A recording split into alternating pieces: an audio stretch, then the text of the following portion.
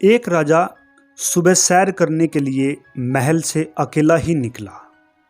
रास्ते में उसने एक किसान को पसीने में तरबतर अपने खेत में काम करते हुए देखा। राजा ने पूछा, भाई आप इतनी मेहनत करते हो, दिन में कितना कमा लेते हो? किसान ने उत्तर दिया, 1 सोने का सिक्का। राजा ने पूछा, उस सोने के सिक्के का क्या करते हो? किसान ने कहा, राजन, 1/4 भाग मैं खुद खाता हूँ, दूसरा 1/4 भाग उधार देता हूँ, तीसरा 1/4 भाग से ब्याज चुकाता हूँ और बाकी 1/4 हिस्सा कुएं में डाल देता हूँ। किसान की बात राजा की समझ में न आई। वह बोले, भाई पहली मत बुझाओ, साफ साफ बताओ क्या कहना चाहते हो? किसान ने मंद मंद मुस्कुराकर कहा, महाराज, पहले 1/4 भाग में से मैं अपना और अपनी पत्नी का पेट पालता हूँ, दूसरे 1/4 हिस्से में अपने बाल बच्चों को खिलाता हूँ, क्योंकि बुढ़ापे में वे ही हमें पालने वाले हैं। तीसरे 1/4 भाग से मैं अपने बूढ़े माँ बाप को खिलाता हूँ, क्योंकि उन्होंने मुझे पाल पोस कर बड़ा किया है, इसलिए मैं उनका ऋणी हूँ। इस प्रकार उनका ब्याज चुकाता हूँ। बाकी 1/4 हिस्से को मैं दान पुण्य में लगा देता हूँ, जिससे मृत्यु के बाद परलोक सुधर जाए।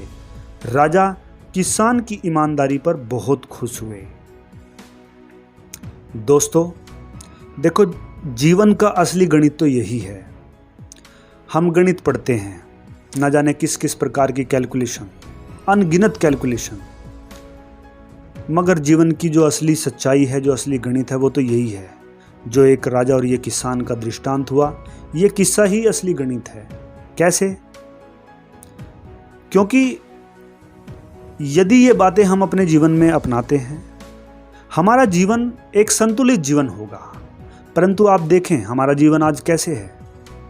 हमारे पास कुछ 10,000 रुपये आ गए तो हम सोचते हैं 20 आ जाएं, फिर हम सोचते हैं लाख रुपए आ जाएं, लाख आ जाते हैं, फिर 10 लाख, और इस तरह हमारा कैलकुलेशन बढ़ता ही जाता है। मगर आप इस किस्से से समझें, ये एक बैलेंस लाइफ है, एक संतुलित लाइफ है, और जब संतुलित लाइफ रहती है तब खुशी सर्वोच्च अवस्था पर होती है। ये इस कहानी में एक किसान है सिर्फ, मगर इसने जो कैलकुलेशन बताई, इसने जो हिसाब बताया जीवन का, वो उसकी खुशी को डिसाइड करता है, वो उसकी खुशी को दर्शाता है। और राजा जैसे लोग भी अचंभित हो जाते हैं। यही हमारे भारतवर्ष की पहचान है। ऐसे ही लोग हमारे भारतवर्ष में रहते थे, और ये किस्से कोई ऐसे नहीं है, ये सच में ऐसे किस्से हुए हैं। अतीत में इस प्रकार की बातें हुई हैं। इसीलिए आज हमें इस अतीत को याद करना जरूरी है। यदि हमें संतुलित रहना है, यदि हमें खुश रहना है, इन प्रकार की बातों को हमें अपने जीवन में लाना होगा, समझना होगा, उतारना होगा, और अपनी अगली पीढ़ी को भी देना होगा। उम्मीद करता हूँ ये छोटी सी बात आपके जीवन में काम आएंगी, आपके जीवन को बदलेंगी।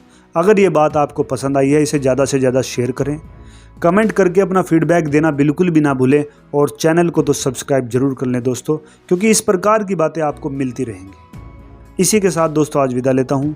नमस्कार दोस्तों।